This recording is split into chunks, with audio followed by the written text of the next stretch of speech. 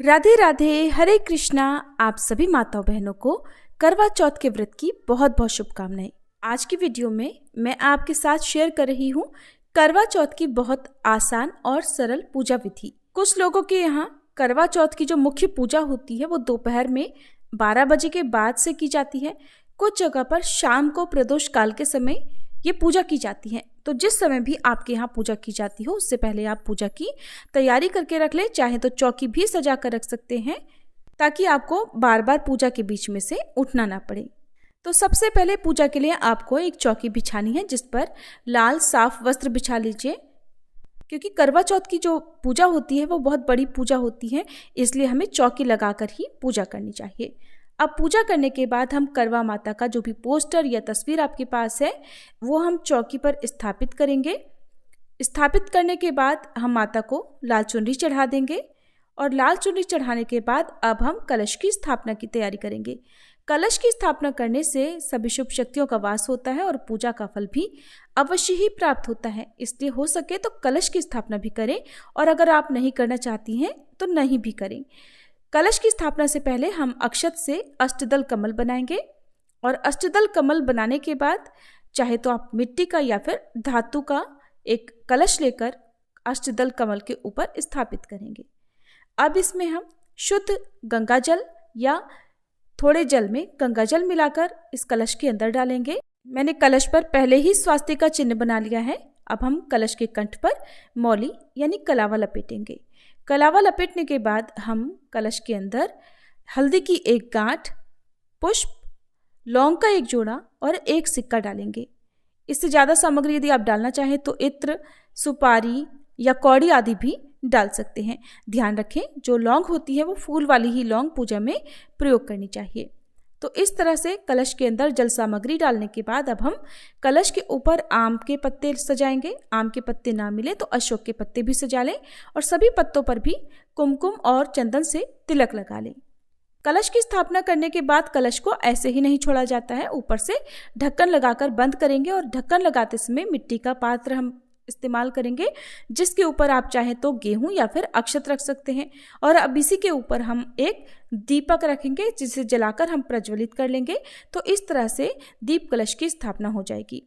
कलश के ऊपर दीपक जलाने के बाद अब हम मिट्टी का एक करवा लेंगे जो कि इस पूजा में मुख्य होता है। करवा टोटी वाला लिया जाता है। कुछ लोग 2 करवों का प्रयोग इस दिन करते हैं। यहाँ पर मैं मिट्टी का एक करवा और दूसरा खांड का करवा लूँगी। तो टोटी वाली जो जगह है उस पर रुई से लोग बंद कर देते हैं और जहाँ पर जो लोग सरैयों का प्रयोग करते हैं, सीकों का प्रयोग करते हैं, वो टोटी वाली जगह पर इस तरह से 7 सीके लगा लेंगे। जब हम चंद्र देवता को रात के समय अर्घ देंगे तो अर्घ देते समय एक एक सीख हमें गिरानी होती है। अब हम इस कलश के अंदर जल भर कर रखेंगे। जल भरने के बाद इस कलश के ऊपर भी हम ढक्कन लगाकर बंद कर देंगे। मिट्टी का एक ढक्कन रखें, उसके ऊपर आप मिठाई रखें या बताशे रख सकते हैं जिससे हमें रात को चंद्र देवता को अर्घ देने के बाद भोग लगाना होता है। तो इसी मिठाई से आप भोग भी लगाएंगे। तो मिट्टी के करवे में हमने जल भरा। अब हम इस करवे को करवा माता के बिल्कुल समीप में रख देंगे और जो करवे की टोटी है वो करवा माता की तरफ उसका मुंह करके रखेंगे। इस तरह से हमें इस करवे को रख देना है।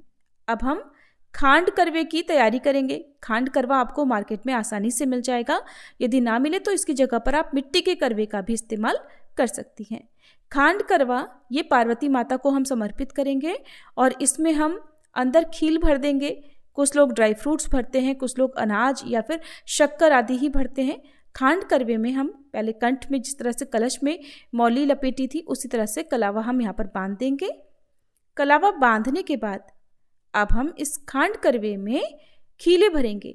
तो जैसा मैंने आपको बताया खीले भर सकते हैं, अक्षत या शक्कर भर सकते हैं। तो ये खीले डालने के बाद ऊपर तक भरने के बाद ऊपर से बताशा आदि रख दें। खांड करवे को करवा माता के दूसरी तरफ रख देंगे।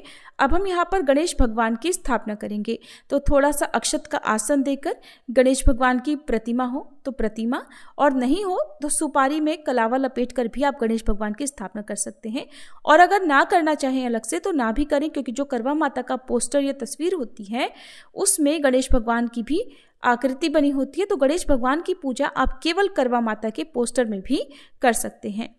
और इसी पोस्टर में साहूकार वाली कहानी भी होती है, जिसमें 7 बेटे 7 बहुएं और एक बेटी वाली कहानी इस व्रत में पढ़ी जाती है। तो यहीं पर पोस्टर में से देखकर आप कहानी भी पढ़ सकते हैं। अब हम गणेश भगवान जी को जनेऊ और फिर कलावा अर्पित करेंगे, वस्त्र रूपी कलावा अर्पित करें और फिर हम गणेश भगवान जी का रोली कुमकुम से तिलक करेंगे। रोली कुमकुम से तिलक लगाने के बाद फिर हम करवा माता का पूजन करेंगे, करवा माता को तिलक लगाएंगे, अक्षत कुमकुम आदि अर्पित करेंगे और जितने भी पोस्टर में चित्र बने होते हैं, चंद्रमा या साहूकार आदि की जो भी तस्वीरें हैं, सूरज जिसमें बना होता है, तो उन पर भी आप तिलक लगा लेंगे, कलश पर भी तिलक लगा लें। सभी का पूजन हमें करना होता है। सभी को तिलक लगाने के बाद हम अक्षत पुष्प आदि अर्पित कर देंगे। अब हम करवा माता को श्रृंगार की सामग्री अर्पित करेंगे। 16 श्रृंगार की सामग्री रखें, यदि ना मिल पाए तो जितनी भी आपसे रखी जा सकती हो आप उतनी सामग्री करवा माता को अर्पित करें। फिर एक कटोरी में या मिट्टी की कटोरी में, मिट्टी के बर्तन में आप थोड़े गेहूं भी रखें, गेहूं करवा माता के समक्ष रखें। बाद में हम इन्हीं गेहूं में और गेहूं बढ़ाकर किसी निर्धन सुहागिन महिला को दान स्वरूप दे देंगे। एक लोटे में जल भर कर रखें और भोग लगाने के लिए आप फल मिठाई का भोग भी चौकी पर ही सजा लें। कथा के अंत में जब आरती की जाती है तो आरती के बाद में आपको सभी को भोग लगाना चाहिए। भोग फल मिठाई का, ऋतु फल का, सिंघाड़े आदि का लगा सकते हैं। इसके अलावा आपके यहाँ पर जो भी पकवान बनाए जाते हो रात के समय, क्योंकि जिस समय मुख्य पूजा की जाती है उस समय पकवान का भोग भी लगाया जाता है, तो वो भी आप जरूर लगाएं। करवा चौथ के व्रत में बायना भी निकाला जाता है, तो बायने में आप साड़ी, चूड़ी, बिंदी, काजल, मेहंदी, फल, मिठाई, दक्षिणा जो भी आपकी सामर्थ्य हो वो आप जरूर दें। और क्योंकि बायने में श्रृंगार की सामग्री दी जाती है, तो बायना देते समय ध्यान रखें कि जिनको भी आप ये बायना दे रहे हैं वो सुहागिन महिला ही हो। अब कथा के बिना कोई भी व्रत अधूरा नहीं माना जाता, तो बारी है कथा सुनने की या पढ़ने की। अगर आप खुद से पढ़ना चाहें तो अपने हाथ में गेहूं के दाने लेकर, या कथा सुनते समय भी आपको अपने हाथ में गेहूं के दाने लेकर कथा सुननी चाहिए। और करवा चौथ के दिन सुनी जाने वाली जो भी कथाएं हैं वो आपको हमारे चैनल पर अलग से मिल जाएंगी, आप इन कथाओं को भी जरूर सुन लीजिएगा। कथा समाप्ति के बाद हम उसमें से थोड़े से गेहूं लेकर जो मिट्टी का टोटी वाला करवा है उसमें हम डाल देंगे। ढक्कन उठाकर आप थोड़े से दाने करवे के अंदर डाल दें और जो बाकी थोड़े से दाने हैं वो हमें अपने आंचल में, अपने पल्लू में गांठ बांध कर रख लेने होते हैं। करवा चौथ के व्रत में चलनी में दीपक रखकर पहले चंद्रमा को देखा जाता है, फिर अपने पति को देखा जाता है। तो हम यहाँ पर एक चलनी ले लेंगे, पिछले साल की चलनी हो तो भी आप इस बार पूजा में प्रयोग कर सकती हैं। ध्यान रखें स्टील वाली जो चलनी है वो पूजा में प्रयोग करें तो ज़्यादा सही रहेगा। प्लास्टिक की जाली अगर चलनी में लगी हो तो जब हम दीपक रखकर जलाते हैं तो उसकी आँच से, उसकी लौ से जो प्लास्टिक है वो जल जाती है, तो ये बात आप ध्यान में रख लें। तो चलनी में दीपक रखकर हम करवा माता के पास में ही रख देंगे। अब कपूर जलाकर हम पहले गणेश भगवान की, फिर करवा माता की आरती गाएंगे। अगर करवा माता की आरती नहीं आती हो तो ओम पार्वती देव्ये नमः इस मंत्र को पढ़ते हुए भी आप आरती उतार सकते हैं। केवल दीप घुमाकर आप आरती की तरह फिर आरती इस तरह से करेंगे। जो भी पकवान, फल आदि का भोग है वो आरती करने के बाद लगाया जाता है और भोग लगाने के बाद जल का छींटा देकर आप सभी भोग सामग्री को मनस लेंगे और हाथ जोड़कर इस भोग को स्वीकार करने का और अपनी पूजा को स्वीकार करने का निवेदन करेंगे।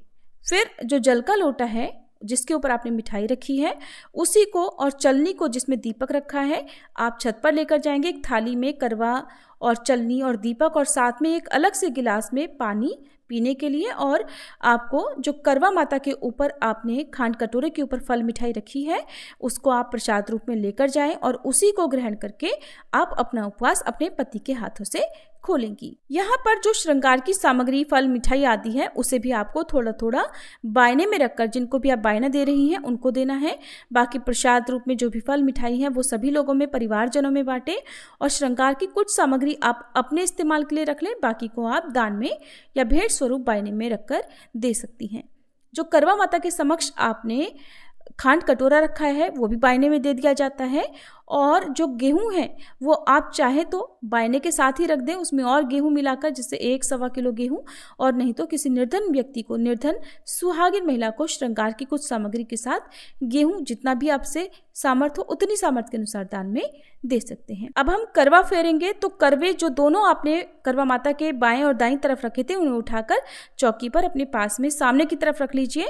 तो जो आपका वाला करवा है फेरते समय वो माता पार्वती के करवे की तरफ जाएगा और माता पार्वती वाला खांड करवा आपकी तरफ आएगा। हाथों को इस तरह से क्रॉस करते हुए आपको 7 बार करवा बदलना है। करवा बदलते समय कहते जाएं, ले सुहागिन ले करवा, दे सुहागिन दे करवा।